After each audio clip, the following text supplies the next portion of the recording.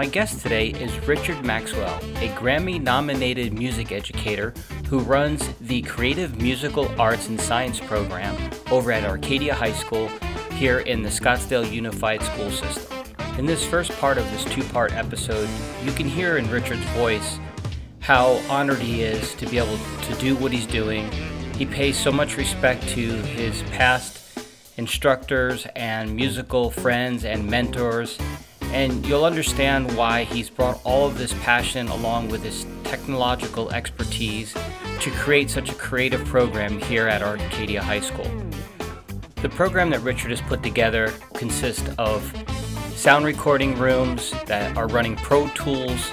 I believe he said he had 15 Pro Tools stations that the students get to work on, and it's just a very safe, creative environment that I had never seen anything like it before until I moved to Arizona. So sit back and just listen to the passion. You can just tell that he loves what he does. He loves the students. He loves the opportunity of what he's been able to create. And he is sincerely passionate about every piece of this program that he has put together. So I hope you really enjoy this. And I had a great time finally sitting down with him and learning so much more about him that I didn't know up to this point. Please sit back and enjoy.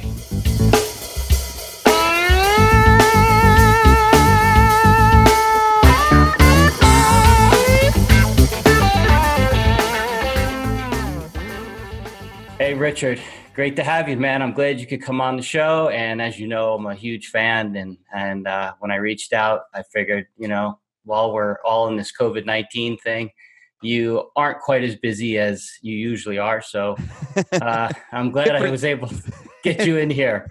Different busy. No, I'm as big of a fan of yours as you are always so kind to me as well. Oh, I appreciate it. Mutual Admiration Society, but that's awesome. That's a good thing. I'm flattered to be here. So I know just from my own personal experience with you that you are a multi-instrumentalist, because I know that you and I have a kinship with drums for sure. We do. But that's pretty much where my talent starts and stops. And then you go on to songwriting and playing guitar, and I'm sure you play the keys. Yeah.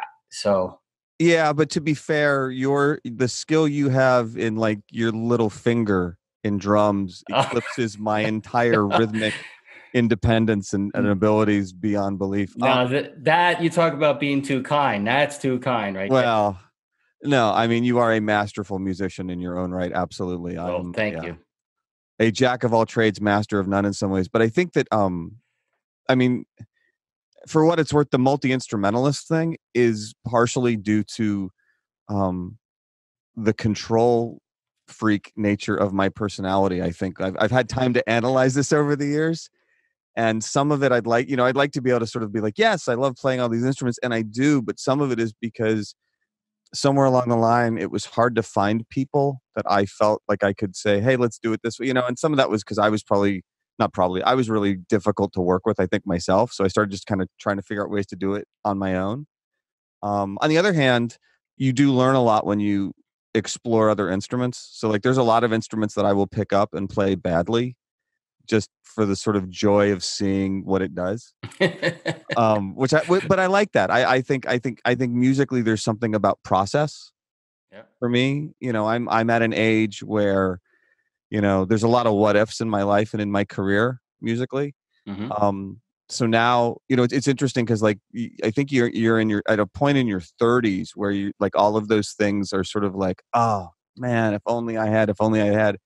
And then weirdly enough, you get to a point where you're like, wait a minute, this actually means like artistic freedom, which has been fascinating for me. And I know, we also want to talk about, the program at the school and stuff, but it sort of relates to it. Like you start to realize like sometimes that's actually more valuable. Like there's obviously we all want to be Springsteen or Taylor Swift or whoever's that A-list group. Of course. I mean, who wouldn't want that lifestyle and those opportunities? And I think that anybody who says they don't's probably not being entirely honest. Mm-hmm. On the other hand, I remember, I've been biking through this COVID stuff as much as I can. So I have one ear with uh, a couple different podcasts that I listen to. And when John Prine died, who I don't know if you know who he was or not, Yeah, he's this really absolutely. brilliant songwriter. So there was this one podcast that was talking about him that had said something that just stuck with me. I was never a huge John Prine fan. I mean, I respected the guy, but they were saying how he looked at his career, and at one point, the fact that he never had like that top 10 smash hit was a detriment. But then the music critic who's pretty brilliant guy, he goes, yeah, but on the other hand, when you talk to people about his entire catalog, everybody's like, yeah, but everything's brilliant, and not having that hit, like he wasn't identified by a particular sound or a particular time, and he could always kind of do what he artistically wanted. I've become more fascinated by that than anything else. And I talk a lot about that with my students, in their process too. Like, that thing that you love is wonderful, but what's the step before, and maybe what's the step after? And Right. are you and frankly, are you allowed to even take it? We get very critical of artists and what we see on TV and on, and video and YouTube now and everything else. But sometimes I wonder, man, it's the pressure to sustain that, whatever that thing is for them. I, I don't know. I know it sounds weird, and maybe people would say, "Oh, he's just copping out for whatever." I don't know if I'd want it at this point in my life. You know what Yeah, I it's mean? it's funny because I've had the same conversation with myself. I totally, in my heart and in my soul, and to be truthful to myself, that's all I ever wanted. And then it took me until, I don't think it was that long ago, that I actually was able to look myself in the mirror and go, you just didn't put in the work. You didn't put in that extra thing to allow yourself to rise above, to be noticed. It didn't. And I know that, Right. I just never went that last, whatever it was, Sure. to get But it done. on the other hand, and that what's the cliche about, one door opens and another, or one closes and another opens. I mean, I've come to realize that things happen for a reason. Hmm. Like along the lines of what you're talking about. So like I never took the risk to like go out to. I've been to LA enough times that I kind of have a love-hate relationship with that city. In some respect, I think like everybody does. And places that nature in terms of the industry. But I never, when I was in my early 20s, I didn't do the stereotype. I wanted to, but the thing of it is that I know now, looking back, if like you're saying, being truly honest with yourself, if I'm truly honest with myself, I know for a fact that if I had gone out and done that, then it wouldn't have, I would have destroyed myself probably. Like I wasn't going to hit it. Like it wasn't going to happen Hmm. then. It That's just interesting. wasn't. I wasn't That, ready. I wasn't, I am a very slow process learner. It takes me a long time. Um, I guess I'm now okay with it, you know? yeah. I mean, I'm sitting in this, not to sound funny, but on the other hand, I'm this is every day for me where I am right now. Like this is, I was in a position, we were able to get a house built, and it's not like it's that fancy, and I'm not going to show you, like I could show you what I'm looking at out my window, but like if you saw like there's just gear and stuff everywhere. It's a mess in the studio. But the fact that I'm able to sit in a studio every day, I have opportunities where I can make music on my own terms. I'm thinking about everybody I grew up with and stuff like that. That's not so bad. I mean, and I'm not like taking a like sort of second place on that either. I mean, I have friends, I have students who tour, or former students who tour all over the world now, and I'm so proud of them. Yep.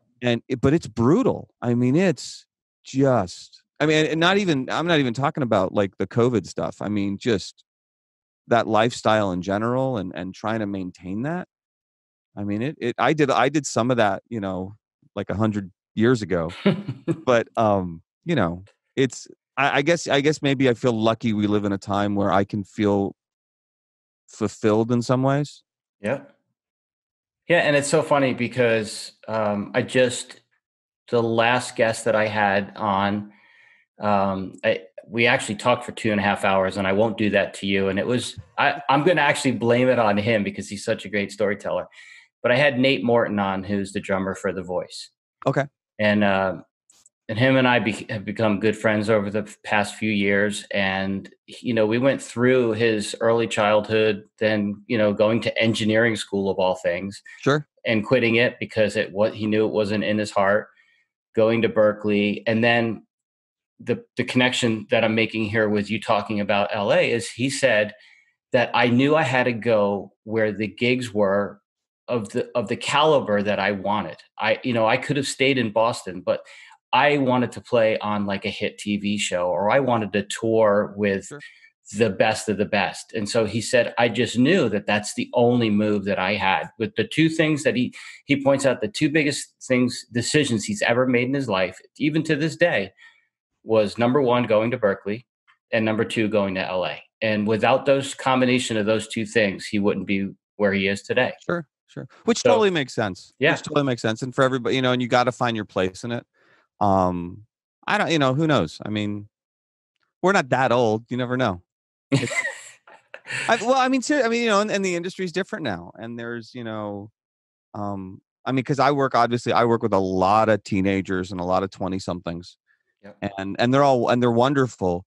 But it is interesting how like you really you can almost like feel the sort of like flash in a pan kind of vibe of whatever they're currently into. yep, Which, and I don't say that like as a criticism. I just mean, you know, sometimes I wonder like there's certain artists or certain bands, and they used to get like, the joke was like the oldie circuit kind of thing.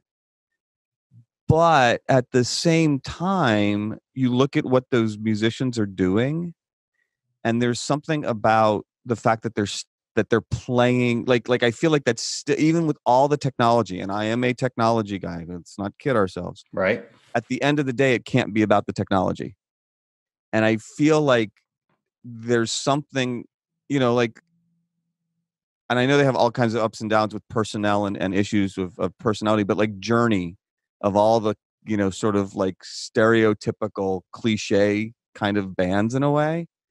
But it is interesting to me that decades on, when you see them play, like they actually are playing. right, Like, and I think I partially think that that's a big part of the reason. I think that people go and see the Rolling Stones play because they're playing. Like it's not tracks. It's not, you don't go into their show going, well, they're going to produce it this way or produce it that way. And I don't think that has so much to do with age. I think that has to do with approach. I've become a big fan of all crazy things. I tell my students, always find this funny. I found myself a few years ago, and I couldn't figure out what it was at first. I would be in here, like in the studio, and just kind of like I'd be doing like paperwork or something, like just whatever, like just I wasn't working on something, but I'd want something in the background, and I would find myself streaming from YouTube live bluegrass, and I could not for the life of me. I'm not like a country guy. I don't. What in the world is happening? It's like, am I having like some sort of like long, weird, dystopian, out of body midlife musical crisis? I mean, like, what? Because I mean, I was, my first musical love was classical, and then prog rock, and then I got into rock and everything else. So I'm like, bluegrass is just we're moving on in a chain that was just so bizarre. And then I finally figured it out, and it was because it was pure. Like, right, it's a bunch of guys and girls sitting with acoustic instruments basically, and they have to play them. The instrument has to respond. You don't get the benefit of, all the other stuff. If you don't do it, it doesn't happen. And that has become incredibly compelling for me. And now, so I've been spending years, and I don't know if you want to get into this part of it or not, but I've been spending years trying to figure out a way to marry the two. How can you, like, my big thing right now is, how do you take, like, I love loopers, for example, the textures you can create.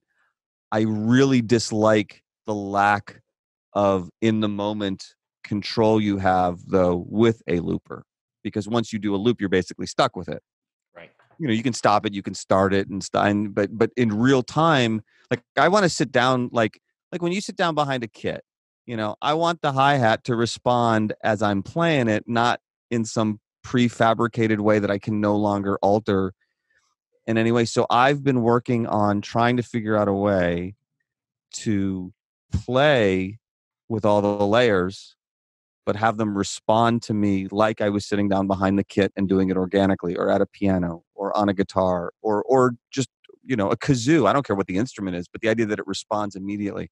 To me, that's a more interesting use of all of this. So And what anyway, are you doing? Yeah, not to go too far because but it's interesting now. What are you doing to do that? so a lot of it has to do with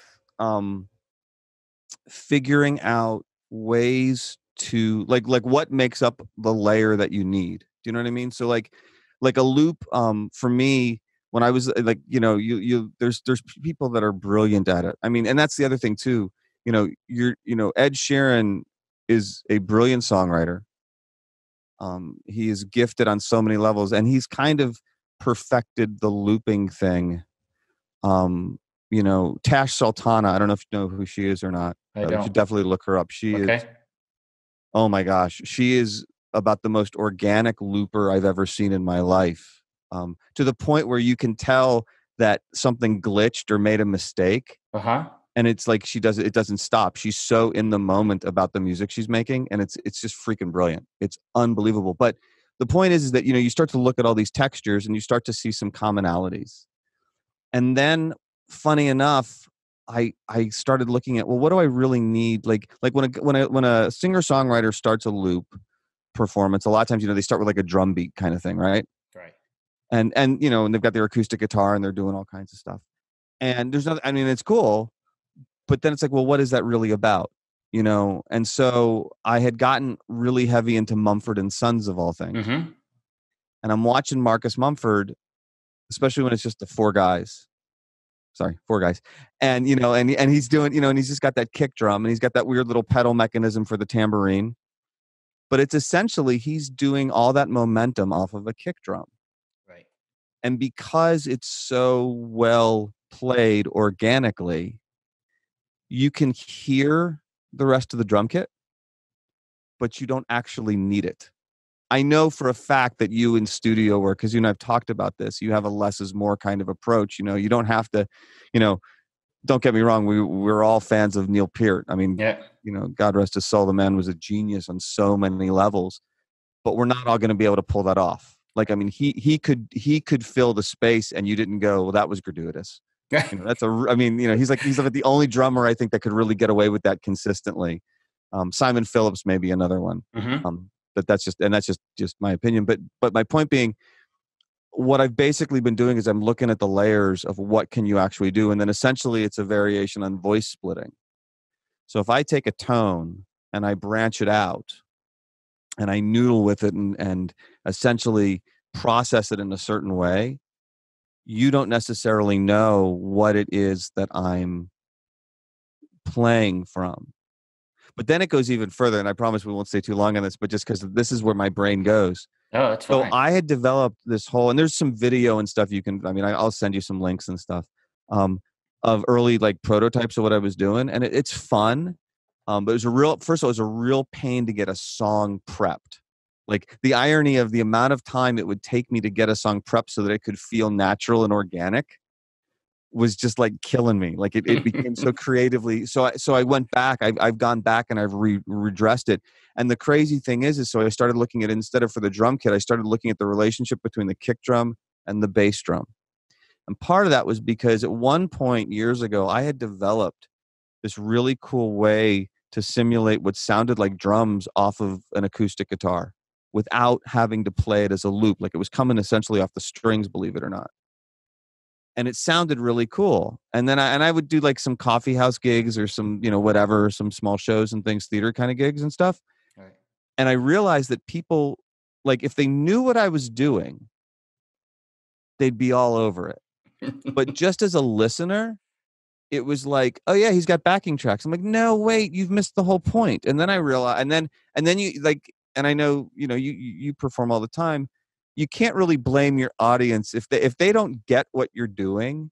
That's on you. There's only so far you can go. Oh yeah, they didn't understand. Like, I Right. mean, that's just, Right. you can't play that game successfully. I don't think anybody can. Yep. So I've gone back now and I've started to look at what really is required for momentum, and can I treat, like, for some reason hearing a bass line off of a guitar will make that jump. I'm still trying to figure out how far do I go with the actual percussion sounds and things. But that's also, to me, part of it is I'm a big process guy. I come back to that all the time. This to me is fascinating. I've been playing with this concept since before my oldest son was born. Right. And I'm really, really freaking old. It's been a long time. No, But I'm really freaking old. fair I enough. don't think.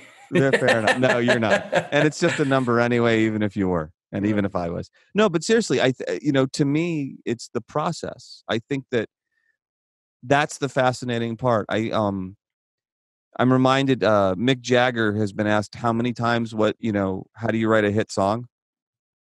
And I love his response. In one interview, he's like, I don't know. And as soon as I figure it out, I'm probably done. Yeah. Like, I don't want to know Yeah, it's why interesting.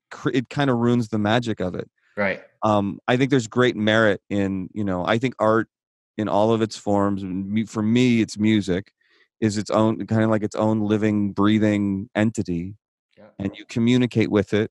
And, if you're working with it collaboratively, there's these amazing things will happen. And if you piss it off, it's like it takes its toys and goes home, and then you're stuck going, I don't know what to do anymore. I mean, that's literally my thing, which maybe I don't. And like I said, I can talk for that guy went 2.5 hours. I can so beat that, Joe. Oh my so, gosh. I love the so sound of my own voice, but I'm not going to do that to you. I won't do that to you, but I no, know you no, no. can talk about the program. Well, but because we talked about a couple things here, I'm just going to add my own 2 cents based on, um, the whole looping thing for me. I also love, and I'm enamored when I watch it done. The Mhm. problem that I have, when it's in a live situation, and I deal with it with the people that, my other persona is being the owner of Onstage Entertainment, right? So booking a lot of entertainment in both Arizona and Colorado. I have to ask some of them that, okay, I don't mind you looping, but you have to get into the song within the first like minute, like Yeah. to loop the layer, the layers. And I don't loop. I mean, I don't do it. So I can't tell them what to do, and I can't feel their pain. But if you're going to do it, you got to be quick at it, and you got to figure out how to get into the song quickly, because people lose interest. It just, Well, you're not wrong. I mean, that's the other thing. I mean, mostly, you do the looping thing, and it's like the first song that's really a 2.5 minute song that takes you 12 minutes to perform. yeah. And the audience is like, okay, that was cool. 3 songs in, and I can tell you this from experience, and some of this is because I don't have the gift that certain people do, for looping, which is probably why I gave up on looping Hmm. in some respects. But now I mean, like, again, a door closes. This is so much more creatively interesting for me. But 3 or 4 songs in, the audience is always like, "Wait, we've seen this trick before. We know they don't know what's going to happen specifically, but they kind of know where it's headed." Yep. And I think some of that's the lack of interaction. In all honesty, I think that's why you see some people, um, like, talking about the looping thing. The one thing that fascinates me about Ed Sheeran is genius level songwriter, brilliant performer. Albums sound nothing like the live show. Albums are basically a band. Then he goes out by himself. I mean, which is very fascinating to me, But on the other hand, I kind of respect it I absolutely respect it, because to me, that's using looping in an effective way, using technology in an effective way. But I'm with you. I can imagine, that battle. You're right. People don't, well, and especially, bars and clubs and stuff. There's only so far that you can go. And again, I think one of the things, I know I deal with this a lot with my students, is, there is a line, but that you have to accept the fact that if you're going to go off on those musical tangents that may be incredibly invigorating for you personally, you have to be willing to accept the fact that you may not get all the gigs you want. or you may not get the type of gig that you think you deserve, because people are going to, if that's not what the listener wants, that's not what the listener wants. And then, and then that needs to, but that has to be okay too. I mean, I think, I firmly believe there's kind of like, there's two music industries in a way. There's the industry that, we see on TV that, is the big influencers and stuff and the award shows and everything else. And God love them for it. Like I said, I would love to have their problems, but then there's all this other stuff that isn't going to make it beyond, it's going to play the smaller clubs and it's going to be in more intimate settings, but that's okay. You know what I mean? Like, that's okay. And at least now, gosh, when you and I were growing up, we were still of the generation where if it didn't come on the radio, you didn't hear it. Right. Or you had to really, I mean, I can remember you would spend hours at a record store because you couldn't return it. I mean, you really chose carefully. Yeah. Those, that $10 or $20 or whatever it happened to be, before we really got into the whole Napster opens up streaming for us, world. It's a totally different thing. And it's interesting talking to my students about that, because some of them, they are still very careful, and they'll tell me, they're like, my time is valuable to me. And they'll but there's still, even with them, there's still a sense of acceptable risk, for whatever, $10 a month or whatever you spend for whatever streaming platform. I mean, that's like, that's insane to me. Yeah.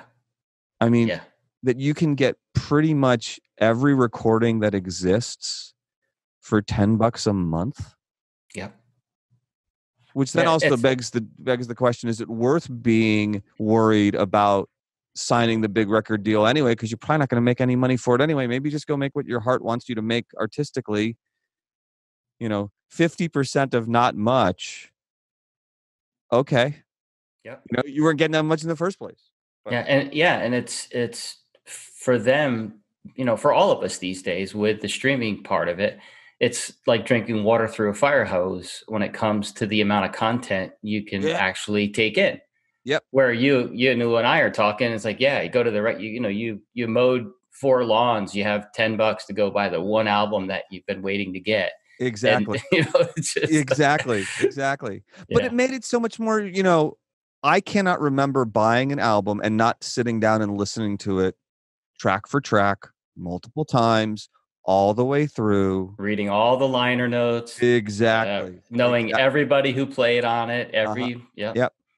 Or like, I can't remember what album it was, but I can remember buying an album, taking it home to listen to, and then I remember my parents were like, we have something to go to in like 20 minutes or something. And I can remember sitting there thinking, okay, do I put on and listen to like the first 2 tracks, or do I wait till I get home so I can listen to the whole thing? And I waited, because there was something about that experience. And even now I find myself, fast forward, fast. You know what I mean? It just, I find myself with some of those bad habits a little bit that I wish I didn't necessarily. Yeah. But it is what it is. Yep. Well, and 2 other things you touched upon that you brought it up, and it's something that I deal with, but I took a position a long time ago when I started on stage that I actually don't hire anyone that runs tracks. And I did it purely for the fact that I didn't want any musicians being put out of work on basically my watch, for lack of a better term. Oh, that's awesome. So that's just the position I took. And I don't have anything, I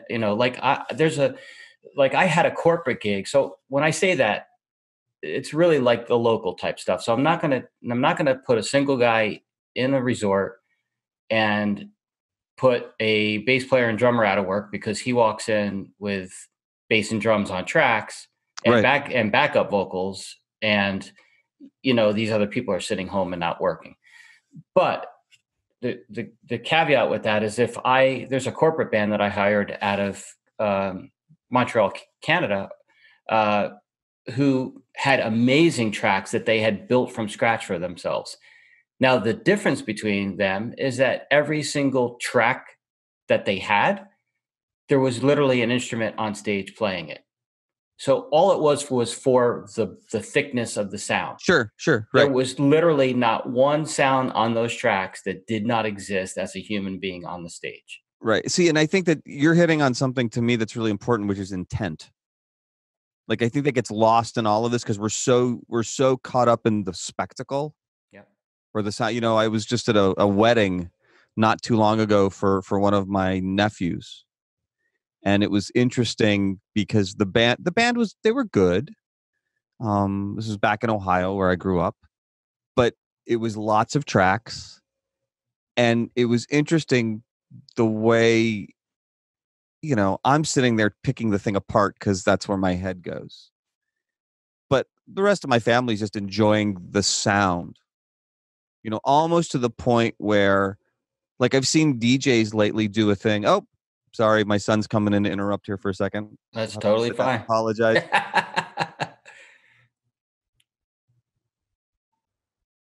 My apologies, Joe. No, it's all That's good. Gray. He's How you gunning. doing? He's gunning for your drumming job. All right, perfect. He's um no, but I think like DJs lately, you see them like they'll travel with a drummer, and I actually think that's a really good thing. Yeah.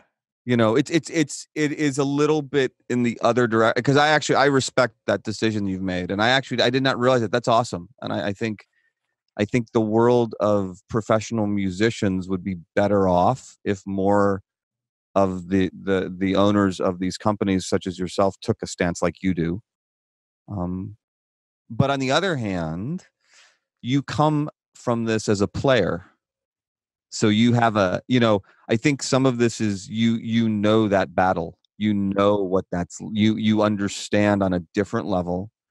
And nothing against promoters, managers, and anybody else out there, but a lot of them don't. And they're well meaning, but they don't get it, and Yeah, we've talked about this a lot. That the success of what happened with my booking agency is the fact that I take the position, and I also have the business acumen part of it. So I'm kind of a hybrid in a way where I can understand what I have to deliver to the end client and how professional all of that has to be. And at the same time, I have to put myself in the position of the performers or performer, either one. And that, when it's really hot outside, they need shade. And if it's too hot, it's just impossible to perform outside in Arizona. And yeah, because we live in Arizona and it's the desert, you know what? It gets freaking cold in the wintertime. So, and the fact that other than a singer who then has to worry about catching some sort of cold or bronchitis or something, right. that all the musicians use their fingers. And as soon as your fingers freeze up, the performance goes downhill and everyone's upset. And it just doesn't make for a good. So in our contracts there, it's very in depth about needing shade and Right. and needing heaters in the winter, and then if it's too hot or too cold, that has to be moved inside. And it could ad nauseum, I could talk about all No, no, this of course. circumstances, but that's the approach that I took.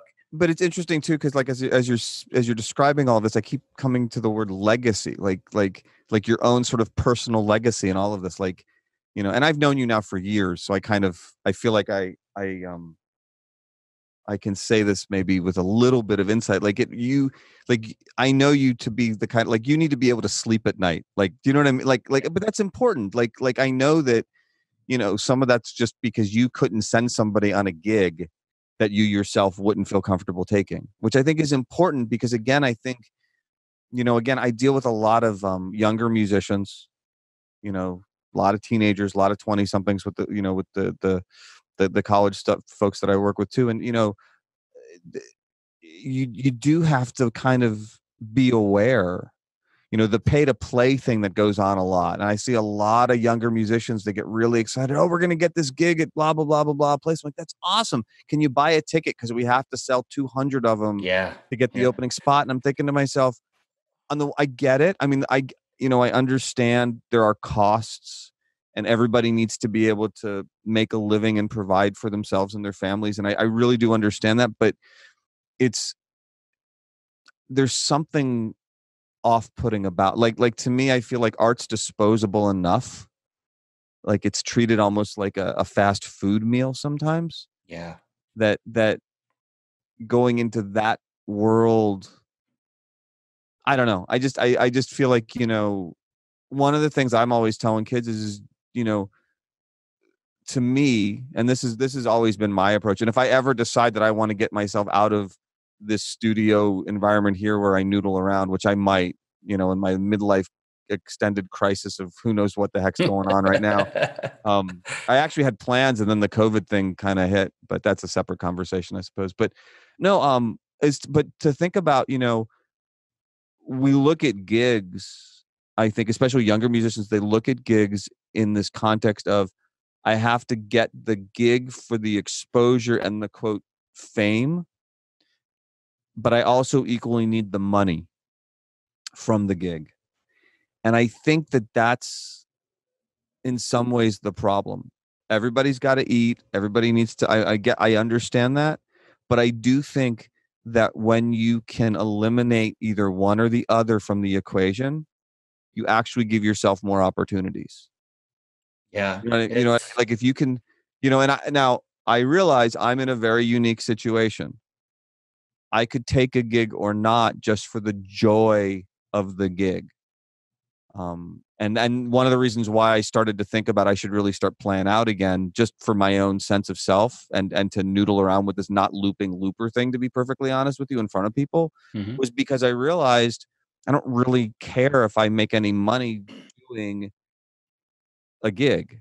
Of course, I would love to get some cash, some money in my pocket for performing, but at the same time, it's like you prioritize, what matters, and I think that that's part of it, especially now, because there isn't, it's really tough, as being a gigging musician is really brutal, and obviously right now it's basically impossible, Right.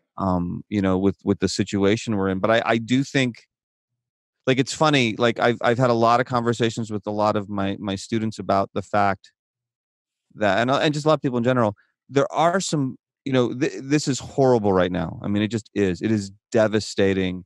The live music industry, which is like what, $8 billion annually or something at a minimum, is just devastated right now. And all of the ripple effect of it is just, it's gutting. um but I do think there's also some good possibly to come out of this. The number of people I talk to, younger people, that are so excited at the notion of when I can go see another show, like the appreciation for it.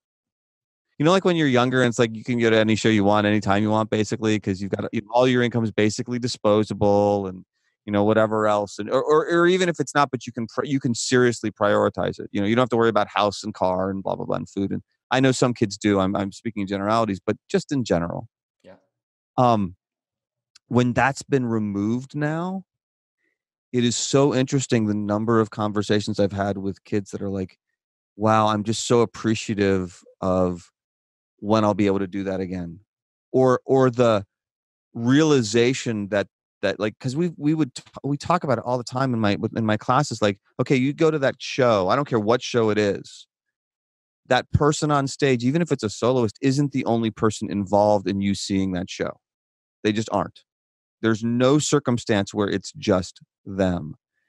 And you start to really now understand how it all changes, Yeah. or not changes, but how, I mean, it's gone right now, and they're talking about 2021 before major tours happen again, major festivals and things like that. I don't want to get all depressing and down on stuff, but No, I but I think, know. but I mean, it's not like you don't already know this. I'm sure you I have tickets to see the Doobie Brothers and the Eagles. do. You But really? yeah, and that the Eagles, I think, was supposed to happen in April. That's been delayed, I think, until October, December. And there's a good chance they're all going to be moved Yes. until 2021. There's Yeah. just, I Exactly. mean, no one's going to want to go to a concert and sit 6 feet apart from the person they went with and sit, have every other row with someone. It would be weird. Well, and not to even sound more paranoid, but like I've been reading about different things about like I guess they did a study recently about that choir that had that rehearsal before anybody realized it was a pandemic, but then like 40 out of like the 60 people that were in the choir wound up getting tested or testing positive. Oh, wow. And they, I mean, it's a horrible tragedy. I think like two or three of them passed away from it, and the whole circumstance was awful. And they were going off of all the information they had, which at the time was nothing. And I mean, the whole thing's a terrible tragedy. But out of that, they recreated the circumstances. They obviously didn't infect people again, but they started to look at how singing and things of that nature and what it does to the transmission of a disease, of a virus of this nature. And then you think about people at like an event where they're shouting or screaming or singing along and all this other stuff. And you just think to yourself, how is this going to look? Yeah. What we, I don't know. It's an interesting, if it wasn't so devastating to people that I personally know and just to the industry that I'm aware of and the ripple effects of all of that, it would be just fascinating. But instead it's just, I mean, it is really, it just makes me really sad. And I'm really grateful. Like I feel weird sitting in a studio talking to you right now, because I feel like almost like I'm unintentionally flexing, and I don't mean to be. It's just, I never thought my life musically would be in a place where I could feel musically secure more than most musicians out there in the world. That is such a bizarre moment of clarity for me. I almost feel obligated to be making more music right now, not because anybody needs to hear it or that it'll be any good, but almost because I feel like if I don't, I'm being incredibly selfish that I have the option to do it and I'm not taking advantage of Right. it. Yeah. I Yeah. feel Yeah. like, Yeah. you know, you can bleep this, but I feel like I would just be like such an ass. Like Yeah. if No, I get it. I feel like, and I feel like I believe in karma, and I just feel like I have to, like I have an obligation, especially I'm about to hit into summer, which changes up my teaching obligations and my, you know, Yeah. my other obligations of that nature, and running the studios are going to be very different for the foreseeable future, at least. I Yeah. really And don't have, it's, and I don't have it's any like, excuse. no, yeah, no. And I get it. And a lot of our talent is struggling, that I personally know and had helped to get a fair amount of work that they, at times where they don't have work and they're struggling just to put food on the table and pay their car payment, keep a roof over their head, they now are sort of forced into possibly going into debt to buy a webcam and a microphone and learn, some sort of software if need be, or if they just end up going live on Zoom or Facebook or any of the streaming, platforms. Right. But, they're putting in their Venmo and PayPal handles as a virtual tip jar just to try to make any sort of Yeah. money. Anything And is anything. Yeah. yeah, and it's really tough. So yeah, I keep brainstorming on ways to try to figure out a way to help, and I haven't come up with it yet. But I'm working on it. It's not Sure. like I'm sitting here, not, I'm lucky enough that I had a business where, because at one point I was the 7 day a week musician. Right. I I would know. play, you remember, and I that's do. all I did Yep. before. You were impossible to get a hold of because it would always be like a message back, like, "Dude, I'll call you later. I'm like 17 gigs today." Yeah, I right. mean, Yeah. But so I get it. Again, we go back to I've lived it and I understand where it's all coming from, and now I just have to figure a way to help. And right. so that's the struggle for me. But Sure. that's a whole, like you said, it's a whole different conversation. And the one last piece that you touched upon that I don't want to forget is that in the conversation I had with Nate Martin, the drummer from The Voice, there's a connector in LA that you may or may not have heard of, that I knew when I wanted to, possibly get a tour, a guy named Barry Squire. And Barry is basically the music matchmaker out there. So if Cher is looking for a band, Barry will put out the notice that Cher's about to go on tour and they need this, this, and this. Same thing with Pink or any of those. Barry was the guy to basically piece these bands together in LA for these big tours. Interesting. And so now the listing, and Barry puts these listings up now on Facebook, and it's obviously become a lot easier as part of the discussion I had with Nate, where it used to be, hey, you go to this executive's office and you pick up a CD or a tape, you learn these 3 songs on it, you come to the studio soundstage on this Saturday at 1, you play the songs and we'll let you know, kind of thing. Right. Now Barry posts these things on Facebook, and he posts the requirements, and everyone has to be pretty much, for the most part, 25 or younger. Sure. There's none of these things that are going to take all these old dudes like us out on tour, or me anyhow. No. I'm right there with you.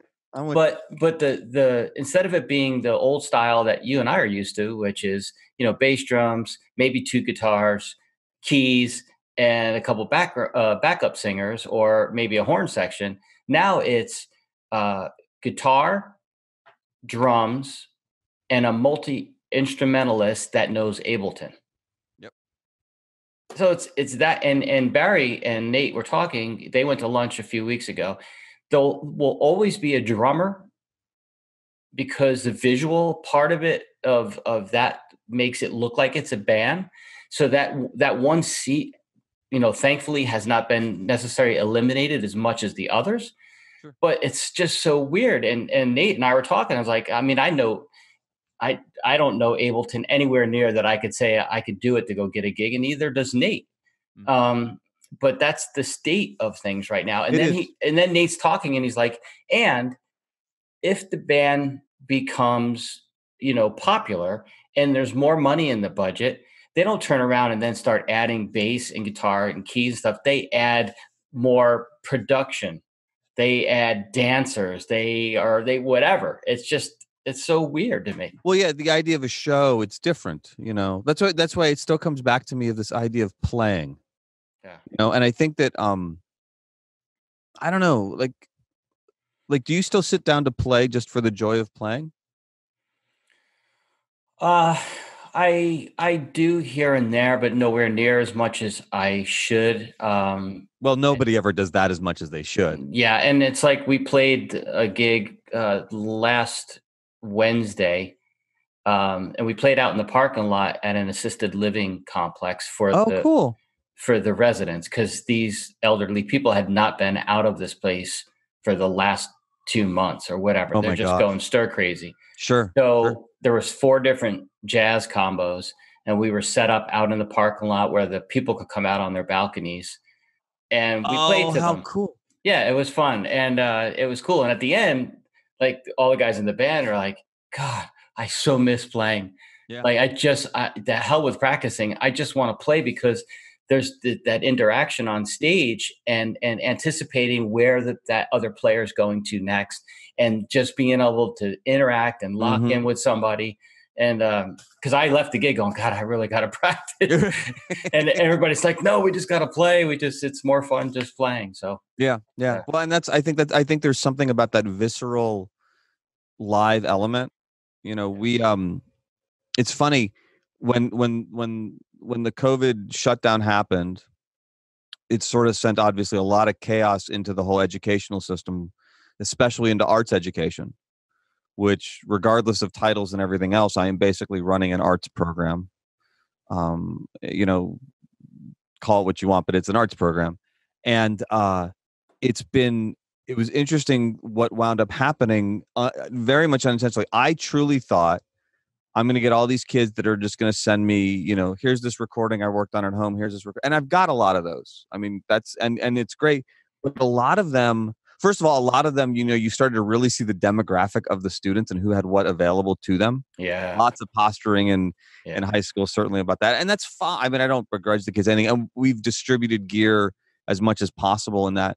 But it was interesting how a lot of them really enjoyed the live streams we did more than anything else. So we wound up doing our big annual end of year concert anyway, but we did it online on Zoom. It was clunky. We were subjected to all kinds of elements related to streaming and what mics they had and Wi-Fi connectability and everything else.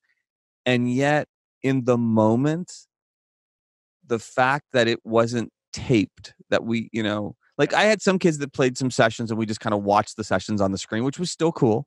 And it was really awesome. I had one group that actually did go in and they pre-recorded their parts and filmed themselves while they did it. And then we spliced it together into kind of like a live video and whatnot.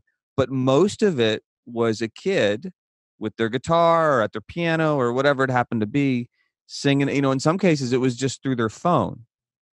And imperfect, absolutely, but it had that kind of, because you knew it was right then and there wasn't a, well, we're going to go back and fix it in post kind of option. Right.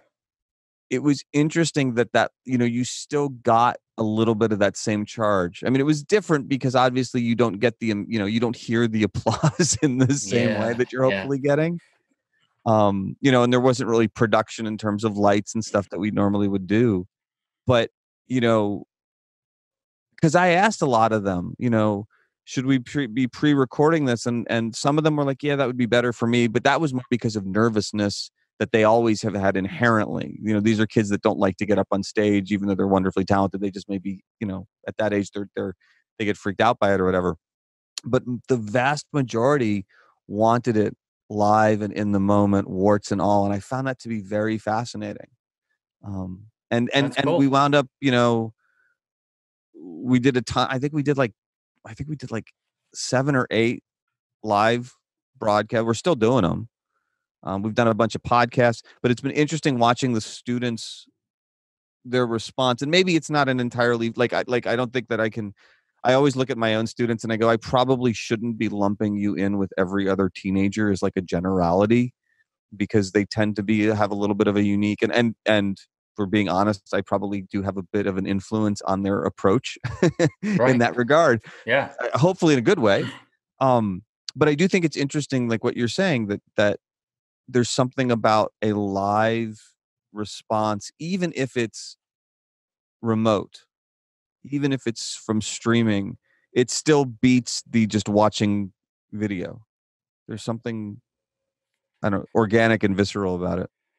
Yeah. Which is all important. Right. Well, since we are now, sort of talking about the graduation piece, I wanted to, so I always refer to it as CMAS, and I think that's probably what most of you do, but it's Creative Musical Arts and Science Program, correct? Yes. Okay. So this is happening at Arcadia High School here this is considered Phoenix because you're right down the street from me, right? So it's Phoenix. Yes. Well, the border is, I don't know. Yeah, it's Scottsdale Unified School District, but it's technically in Greater Phoenix. We're like, I want to say, what's 48th Street and Indian School, and what is it, 56th is the line into Scottsdale. Okay. I don't actually know. I mean, I've been at that school for 20 plus years, if you can believe that. Long time. Yeah. It's long before my time how they managed to carve out that section of, why it's Scottsdale and not in Phoenix Union. I don't know. All right. Okay. So you just mentioned 20 some years ago. So when did you get to this school? Okay. So let me see. How do I explain this? 1990, remember something. So I'm at the U of A. I have finished my second master's degree in orchestral conducting, which I still miss. If only for not having enough time in the day. Basically, I start working in Tucson at one of the high schools and a middle school. I've got an orchestra program that I love. I am always still, for years and years, and when I grew up in the Midwest, so as an undergrad and as a grad student and at different times and in different places, I was always gigging as a very mediocre drummer. I like to say I was sort of the what do you want to call it? I brought the game down for everybody else, but and so I'd done some touring, nothing fancy stuff, but I had done a lot of it. I loved like the studio experience and all this other stuff, but there was at the time, at least available to me, you only were really able to do that kind of independently and on your own. And there was very much this sense of, we were talking before about two different music industries. Well, there were sort of like two different musical experiences. You had the experience you could have as a student. I mean, it was one thing, and it was great. I mean, don't get me wrong. I have such fond memories of growing up, and I still every now and then am lucky enough. I've talked to my old high school band director a few times. He's long since retired. He drives trains now, of all things, Wow. um, which he just loves. Old military retired guy, sweetheart of a guy, brilliant musician, far more. I didn't realize his musical chops. This is another problem I have. Like I hadn't, like it takes me a while to realize something in the moment. Oh my gosh, the level of lost opportunity on my count to like not tap into more of his experiences. He came out of a military band experience, but he had this incredibly open view of what music was for, even if he had a particular love of a certain style and whatnot. But Wait, I've got but this, before you leave that point, it's just amazing that you just said that because I look at you and go, God, if I only had a band teacher in high school like you, my teacher, and God rest his soul, I think I'm sure he's gone by now, but was just there doing it, collecting the paycheck, sure. going through the motions. Just it was just the worst. And it And can, yeah. I mean, I don't know. I can't speak to that. I mean, the educator in me says, at a certain point, you can. It's very easy to get disenchanted if you get wrapped up in it. And you never know. I mean, the further back you go, I get asked all the time, did you have something like CMAS when you were in high school or whatever? And I can't tell if sometimes I wonder if they're being sarcastic, if they've completely misjudged my age, if I don't even know where it's coming from. But the truth of the matter is that it's not a matter of if I did or not. It wasn't even an option. It just literally wasn't a possibility. I can't fault Pete Metzger is his name, or Jeff Beeler or Bob Wagner. I literally remember all of these people. Wes Fricky, um, they were brilliant. They didn't if you had come to them and said, we have this idea, and you described what I built with the CMS program, what I designed. Honestly, I think they would have been like, okay, that's really cool. yeah, We can't like if we could figure out how to do that in the architecture or the infrastructure, if you will, of music education at the time, I really think they probably would have been like, okay, sure, let's do it. I don't think it was an option. I mean, I really think that, there's a perspective element. I'm not that old, but it does remind me a little bit of when I have conversations with students about classical music, for example. And I always tell them the same thing, you can't you can't fault Beethoven or Mozart and say you don't like their music because there's no electric guitar. Because there wasn't even electricity at the time. You can't, you're missing the whole point. yeah. You know what I mean? Like that can't be your thing. In the same way, when I have students who are very, very much of a more, and this is fine too, but we'll say a more traditional mindset. I'm like, you can't look at a kid who wants to do like turntables and say that's not a legitimate musical instrument. For the same exact reason, because you got to deal with intent. You just have to. And that's the thing that, like I said, I look back on that band director and those teachers, all of them throughout all of my school years, as it were, and Dave Roman, and I mean, I could list all these professors throughout, college, that some of which I'm still friends with, which is really wonderful too. You know, Sorry, I have to name drop Molly Slaughter. I don't know if anybody knows who she is, but for me, I got to say it. Karma again. And there's lots of others. Greg Sanders, Steve Heineman. I'm going to shut up now. Okay, Ed Kaiser. God, it would be here for a long time. But all of them would tell But the thing is, you start to realize the best musicians are about intention. Springsteen walks up on stage with the E Street Band, and it's unbelievable. And then the band takes a break for a minute, and he sits down with just his acoustic guitar, and it's unbelievable. Yeah. And look, the guy's a genius. And I mean, that's, you don't need me to say that.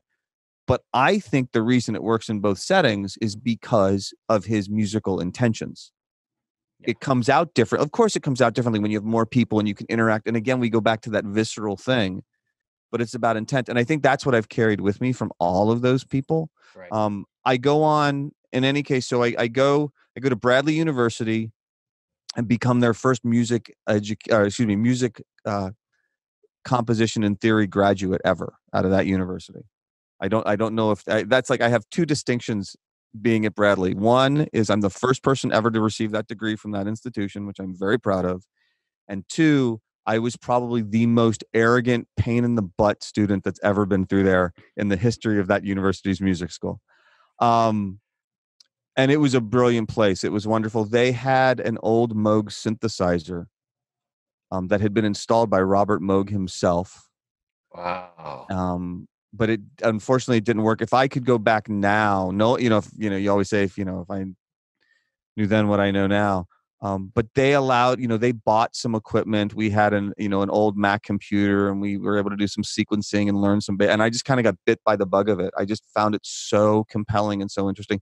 Didn't know what I was doing. Had a couple of microphones. Couldn't even tell you what they were. Probably a 58 and like a beat up condenser by who, I want to say there was I don't know. I want to say there was like an old Rode or an AKG or something, but it was, we didn't know what we were doing. But freedom to explore the process. Again, in hindsight, I see all of this. Greatest gift possible.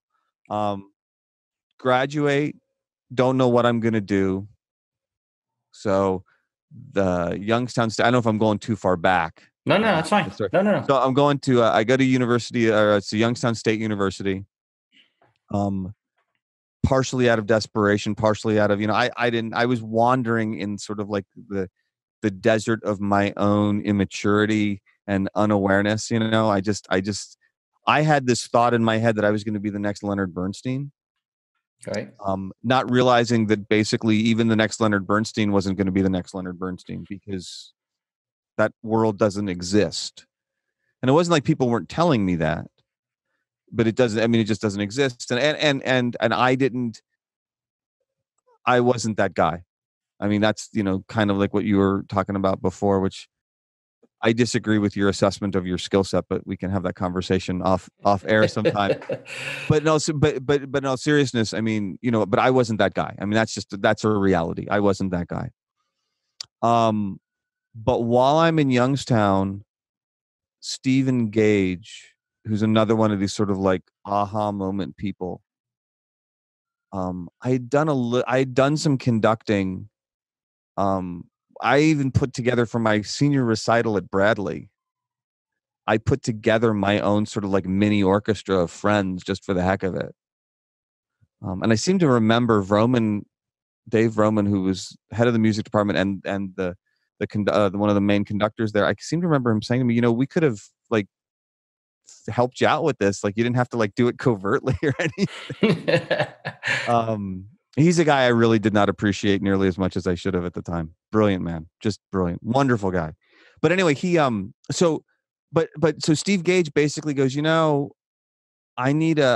got an opportunity for a graduate student. And he was the band conductor. He's like, but you'll also work a little bit with the orchestras as well. And you'll get to do, you'll get to conduct, and I'll teach you how to. And he was my first real conducting teacher that I took seriously. I had taken conducting lessons as part of my degree at Bradley from John Jost, of all people, who, oh my gosh, that man has forgotten more than I will ever remember about conducting. But I was a very, very immature late teens, early 20s as an undergrad. And just didn't see it, didn't get it, didn't understand it. My own fault, nobody else's. But in any case, so Stephen gets me involved in conducting. And then it's like, okay, now what am I going to do with this? And I was struggling a lot between the composer in me and feeling like this isn't right. I'm still playing drums where I can, but not really as much as I should. I am I'm still so heavy into prog rock. And I think that the world is revolving around, the 3 gigs on the planet you can get in that genre. Again, just not reality at all. And so, on kind of a weird fluke, I wind up out at the University of Arizona to pursue a conducting degree. And, there are several people that I get to work with there who are hugely important and influential. But Bob Billups was in charge of the orchestras, and Greg Hansen's was in charge of the bands. Two diametrically opposed in terms of approach kind of musicians. But interestingly, totally consumed with what ultimately will be what I realize is my own thing, which I keep coming back to again, which is intent and process. I think both Greg and Bob would be the first to tell you they don't fully understand what the heck it is I do, which is okay, because I don't know that I fully understand what the heck it is I do. But Greg has come up, he's done clinics with my students. So we're talking about like the Yoda of like wind band conducting. This guy's been all over the world, who can make a wind band sound like an orchestra and just get it to work in a timbral way that just seems impossible, and do it in such a finesseful way. He's he's not a basher. Like, how you see like the drummers that, I mean, they're wonderful, but they're like the heavy. He's not that.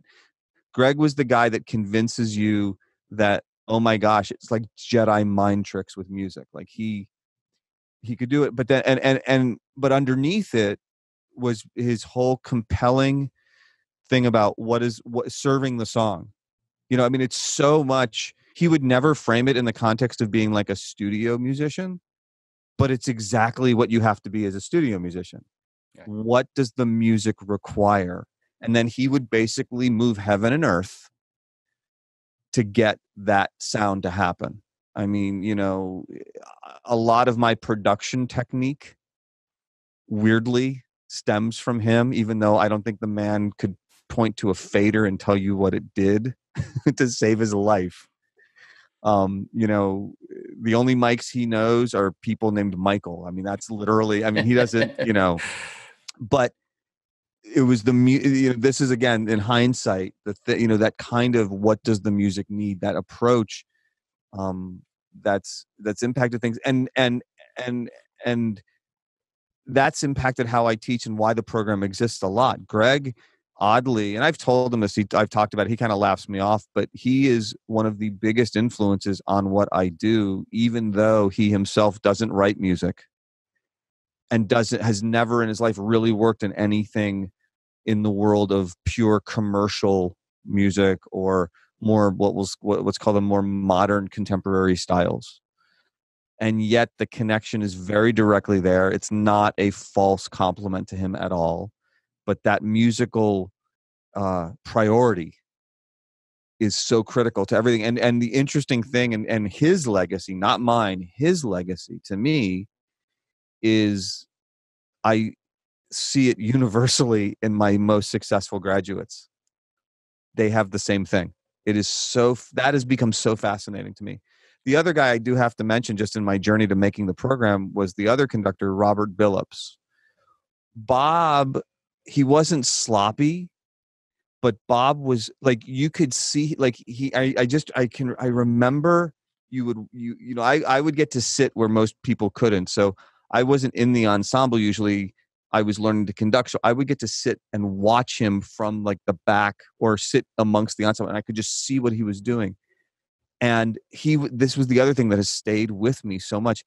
He had this very thick beard. Like, part of me always thought that if he could do the ZZ Top thing, he would. That's so funny. But it wasn't going to happen.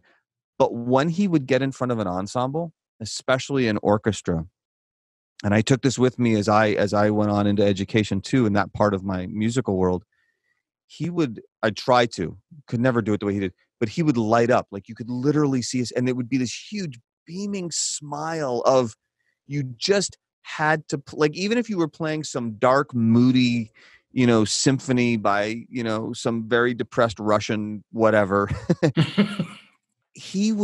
there was just this joy that was infectious. And it wasn't that his technique was perfect. it was very sort of imprecise, and it had this flow about it and this looseness that I love actually in all music now. But more importantly, it was the joy, like just pure joy for the moment, for being in it. Like you just, it was otherworldly when you would see him do this. And the interesting thing was he was a violinist, and he had the same vibe, if you will, when he played. It was the common thing with him. It didn't matter what he was doing. If it was connected to music in some way, he just oozes this joyful musical purity. So you put all that together, and I'm teaching in Tucson. I've got this high school orchestra. I've got this middle school orchestra. I don't know what I'm doing. I am so still arrogant and convinced of myself in the worst possible ways. I mean, you need ego. I mean, you need ego in anything, and education is basically the entertainment industry. And anybody who tells you it's not is kidding themselves. But you need ego. You do in some ways. But I was on a whole nother side of that in a bad way. So I didn't really know what I was doing. My middle school, for example, and I'm still like this a little bit. I just don't execute it the same way. I understand, and heaven help me to all my colleagues and relatives and people. I get why you don't want to do your English project. I get why the science class does not get you going. I have never understood why picking up an instrument doesn't appeal to somebody. Like, it just, my brain doesn't. I'm sure you kind of have a similar. So I was like I probably shouldn't say this publicly, but I'm gonna. Hopefully I don't get in too much trouble for somebody who sees this. So it's my very first teaching gig. I'm very, very green and very, very, just like I said, arrogant. But I had this huge middle school program, which I didn't realize was a rare thing. I had like 250 middle school students playing stringed instruments. It was nuts. violins, and not even like guitars. I mean, like actual classical string instruments. It was insane. Sounds But a whole lot of scary. them didn't want to. It was great. I think. I mean, I couldn't do it now. I'd be terrified now. But I could not get my head around the idea of you didn't want to rehearse, didn't want to play the music. So I had this thing. I called it. My recollection is that one of the kids named it, but I may just be projecting because I don't want to take responsibility for it. But it was called the Wall of Shame, and I had a row of chairs at the side of the rehearsal hall. And my policy was, look, and I'm still not a good babysitter for my students. If you don't want to participate, I don't understand that. What I need you to do is stay out of the way of everybody who People does. that want it, right? Right. So I had all of these middle school kids in my orchestra class sitting, like on the Wall of Shame.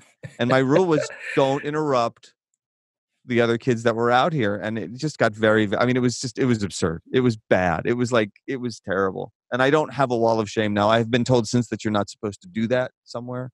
But I didn't get a teaching degree. I stumbled into it because of the conducting and the combination of Greg's influence and Bob's influence and really all their influences, and frankly wanting to eat and not wanting the lifestyle. I did some auditions for some pretty serious, conducting positions and made it, at one time or another fairly far along. And every time I would get to a point where I would either just consumed by self-doubt, honestly. Mm-hmm. I have no faith in anything I've done ever, even now. I'm not saying that for false compliments. That's just my personality a little bit. I am very, very good sometimes at masking that. But if we're being totally honest, it ain't there. But I also just, you would talk to people and it'd be like the brutal nature of the gig. And this is where things started to kind of not unravel for me, but I started to think about, you started to realize like, okay, just from a practical standpoint, what do I do if there's only a dozen or so conducting jobs in the world or in the United States? So true. Stretch it out, outside of the world of education, those are really tough. And the lifestyle that those people have to lead, and, it's a little bit, there are certain musicians that, like, when you watch them play and you're just like, well, yeah, no, I don't have that. I'm not that, I'm just not that guy. And I'm not saying that to be silly. It wasn't, if fear is, it wasn't right for me. And I let it overtake me. Who knows? But we are where we are. Thank you so very much for listening to this podcast. It's so important to me that you've taken the time out to listen and potentially subscribe. If you have a moment, it would be great if you could share this podcast. I would also love it if you could rate it. And if you have time, it would be amazing to have a review by you. Once again, thanks so much for listening. I really, really appreciate having you here and being in your ears.